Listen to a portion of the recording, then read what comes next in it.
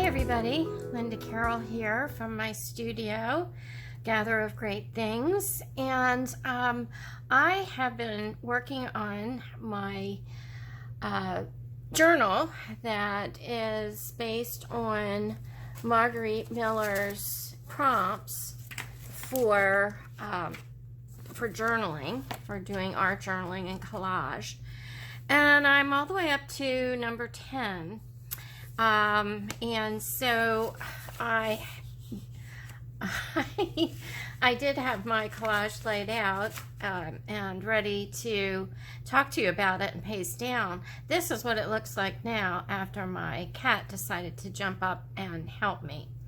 So I'm just gonna clear these pieces off for now, and luckily I did get a photograph, and I don't know if you can see that, it's kind of glary, of what it's going to look like, at least hopefully look like when I finish. I know a lot of you are curious as to where I get my pieces from for collage, and I've been collecting things for a number of years to use, and I've been collaging for a number of years. My collages have gone through a number of different kinds of transitions, but I have lots and lots of material to work with, so I thought I'd show you a few things that I have that I took pieces from for this particular collage. This is a reproduction of a 1900 Sears and Roebuck catalog, a miniature. It was put out in 1970, I think. Yeah, 1970. So I took some images out of this for this piece, and when I was a teenager, I loved Rod McEwen and collected his poetry books.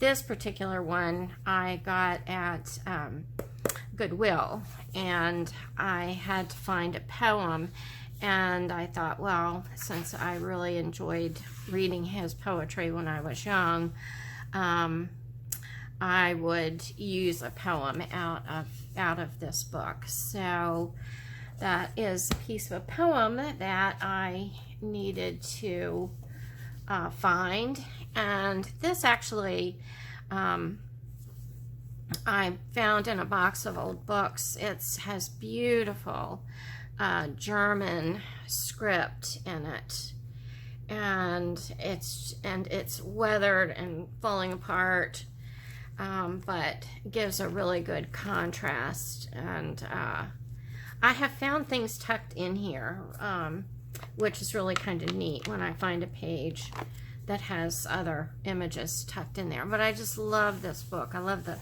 texture of the cover, and I will probably use this at some point for a journal, actually. I have a number of old dictionaries that I've torn images out of. This one's nicely browned on the edges. Let's see what this one is from. This one's from 1936. These, whenever I see one in a Goodwill, I'll pick it up. So especially the older ones, because they have a lot of really wonderful illustrations in them. So this is where I took the pages from for the collage I'm going to be working on today. So those are just examples of things that I use to gather together pieces for collages that I'm working on. Let me show you. I'll give you a quick little flip through of what I've done so far in this book. This one you have seen It's a collage I did at the beginning of May. This one you've seen. I did this one on the 4th of May. This one was the 6th of May. This one was May 17th, and I really love the background in this. I used spritzed inks on the background after I coated it with gesso. And then this one, I've been watching videos by 49 Dragonflies, Barbara, and she's been using this wild honey distress stain to make blobs and splashes. And since the color matches a lot of the washi tape and these old edges that are, it's tape that has, you know, turned yellow, I really like the addition of the distress stain to papers. And if you excuse me, if you haven't coated the background or just put a little light coat of gesso on it, it splashes really well. So that's Tim Holtz's distress stain there. This was really kind of difficult for me. I found a lot of images. I was going through old National Geographics, and I found this image out of an old National Geographic. The map came out of that same magazine. This was out of an old planner. I have a piece of an old ledger, a piece of a vintage almanac. This was from the almanac, and this was, I think, from National Geographic too. And I had to pick a favorite word, so my favorite word was imaginations. And so I've started doing a lot of this shading with a Stabilo pencil. And I haven't been using water. I've just been using the pencil. It really gives a nice dark black shadow, which gives depth to the page. So this one I really struggled with. I tried to add a texture to the background using I used 3D matte gel and a stencil, and I liked it. It was white, and I thought it looked really nice on a gesso background. But then I started looking for images, and I had to find something that would turn. So this is the Space Needle in Seattle, which I found in an old National Geographic. And let's see, what else did I have to find for this one? Something that would turn, something ornate. So I thought this stencil in the background was ornate.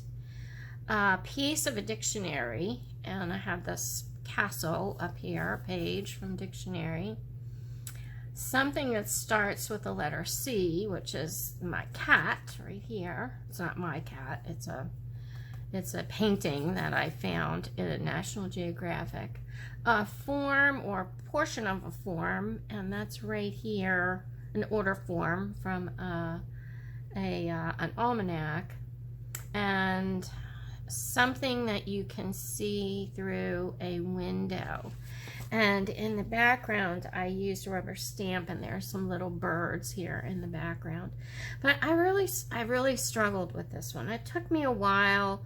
I added textures. I used titanium white and went over this background. And I finally got to the point where I was okay with it. I was pleased with it. But it's not one of my favorite ones, I have to say. The one next to it is getting a really great response on Facebook and on Margarete Miller's site, Vintage Glue Book site. So thank you, everybody. for acknowledging this piece. It was a lot of fun to do. I finished it on the 25th, and there's a lot of texture in the background. I used a light coat of gesso. I stamped with this Distress Ink Tattered Rose. I also colored the doily with not the Tattered Rose. I actually used the Spun Sugar Distress Stain, and then I did the Splashy Blobs with that same color. Excuse me. I had to, let's see, I had to find a leaf or leaves, which are around these flowers. This was just in an ephemera pack that I had. I think it was Bo Bunny pack. And this paper was also from that same pack. I had to find a group of 3. So let's see, a group of 3. Did I do that? Yeah, I had the 3 addition problems up here. Then I had to find a math symbol, so I have the plus sign. I had to find a doodle, and somebody had doodled, I think they're actually temperatures, on this piece of an old vintage almanac. And a label, and there's a label tucked in here that could probably be used for a book plate, or I'm not sure what, but I had this piece of ephemera from 1940. It's been laying on my desk for a while, and I keep a little, this little bin on my desk, and I put all little odds and ends in here that I have left over from projects, and it's a good place to find little bits of stuff. But this was in there, and the colors just worked with this flower, with the pale reds and the blues and everything. So I ripped it in half and put part of it up here, part of it down here. I did this on Memorial Day, so I have this little vintage piece down here in the corner. But I just love the design of this and the flow. It's balanced. I have torn washi tape on these edges. So this one I really, really, really like. These two are kind of like hot messes for some reason. I hadn't been feeling well, and I was just kind of all over the place. This one, I had to find a person or people. I think I was kind of upset because it was Memorial Day weekend, and all these people came into town, and the beaches were crowded, and just, not that I have been going out at all, but I found this, I think this was out of an old planner, and then I found this ship. So I had to find people. I had to find a crossword puzzle, which is right here. Text not in English or your native language, which I took pieces out of that German book. Sticker from a fruit or vegetable, and I had this sticker from tomatoes. Bubbles, and I had the worst time trying to find bubbles, so I found this little skin diver down here, Bubbles escaping from his air tank. And I was thinking later on, you know, the whole mask idea of to being safe and so on. So he's just kind of on the page, like almost like an intruder, actually, because he really has nothing to do with the rest of the collage. But I do like the layering. I used let's see, what did I use? I used Vintage Photo to tint the background. I like these little boys up here. This was out of an old National Geographic magazine. They're kind of peeking over, sitting on the edge of that type. This I found out of a children's book, and it had been sitting on my table and just worked really well with the colors throughout. So, and again, I did the splatters with the Wild Honey Distress Stain. And then I went to this one, and I thought, well, I'm just going to use a lot of layers, and I'm going to try and use as many layers as I can, because I needed to find paper with lines on it, which I have a lot of that. I had to find something green, which there's paper in the background and paper strip here. I had to find something found in a desk, which I have this receipt back here in the background, which I tore in half and glued down. Then I needed to find a piece of jewelry. And I remember in my art journal from a few years ago, I had made this fish out of a ring, a jeweled ring, and the ring is right here. And then I added everything else to the fish. So I made a copy of out of my art journal of this fish. And then I needed to find something drawn in ink. So this piece and this piece are from an illustration that I did for a book I illustrated in, oh gosh, when was it? It's been about 18 years ago, I guess. Kindling the Celtic Spirit is the name of the book. But I took a copy of this illustration that I did, and then I had to find a security envelope pattern. And this basket weave back here is from a security envelope. And this piece just happened to be on my table, and so I started putting everything together, and I went, oh my goodness, I've got stuff everywhere. But at the end, I like the way it turned out. I love all the textures and the layering and all the different things going on. I think it's pulled together by this strip and the splashes, the 3 splashes of the wild honey seem to keep you kind of focused. So that was that one. And today I am starting on number 10 in this challenge.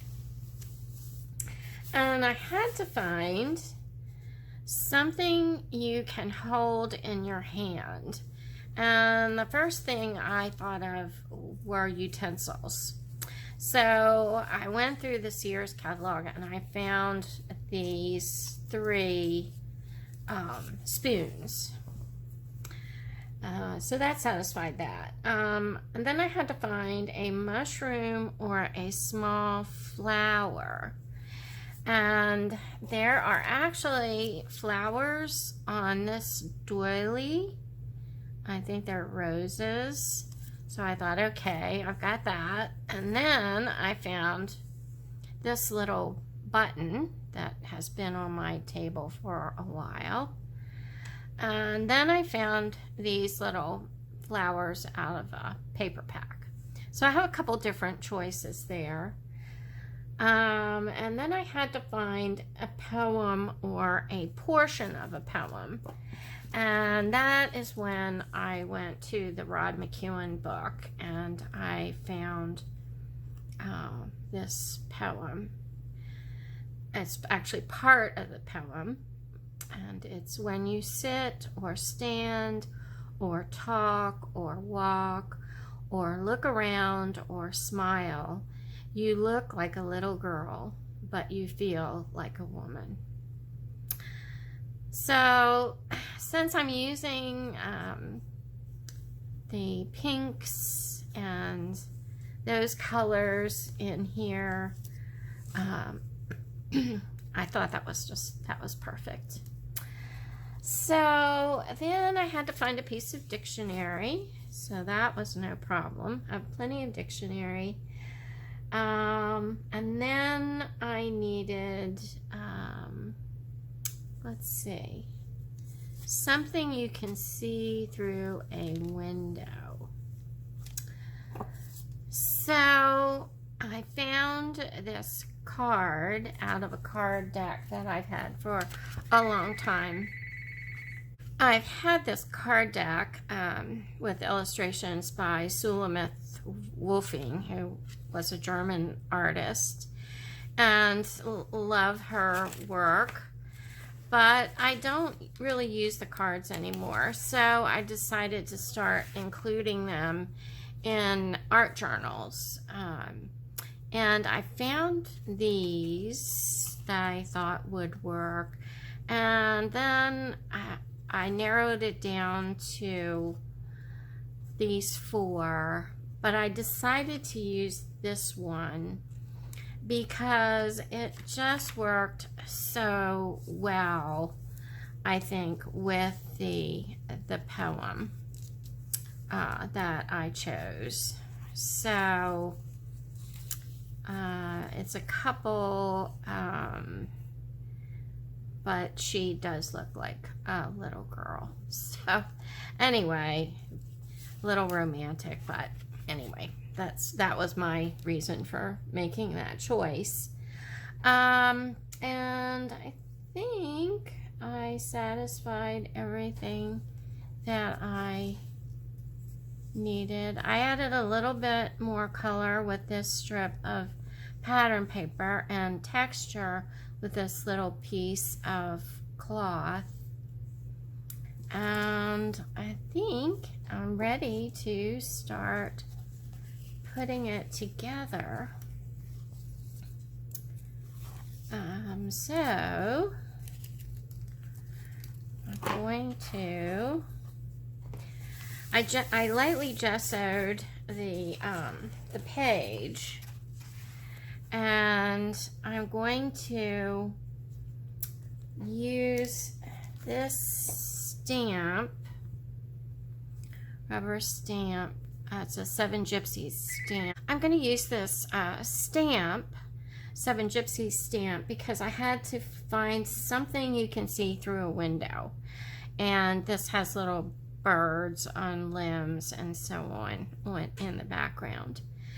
So I'm going to use that, and I'm going to use my archival ink, and I'm just gonna, I don't want it real dark, so I'm just gonna, oh, that didn't work, kind of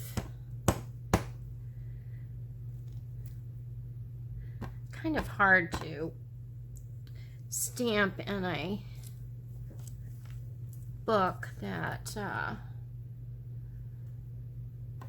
has texture in it. Okay, I've got kind of a bird there. Let's see if I can get another one here. Okay, I think we're good.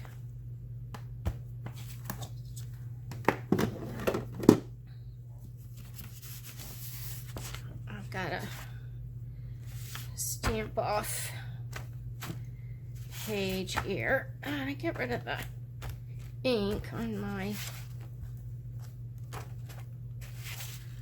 stamp. Okay, I think we're good. And I think that needs to dry for just a little bit. So I'm going to turn on my phone and see where my picture is. Okay, here we go. So I'm going to decide if I want anything else in the background. And I think I want to add a little bit of text. And I'm going to use this tattered rose and just give it a little bit of a pattern.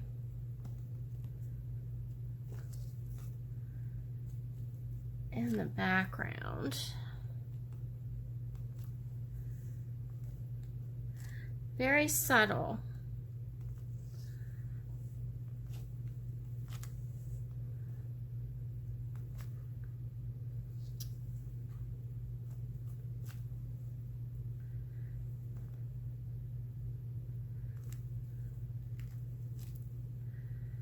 Okay. Like that. And the first thing I need to do is lay out my doilies.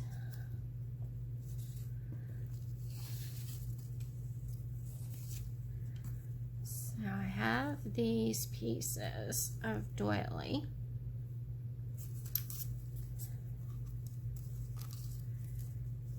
That I'm going to glue down.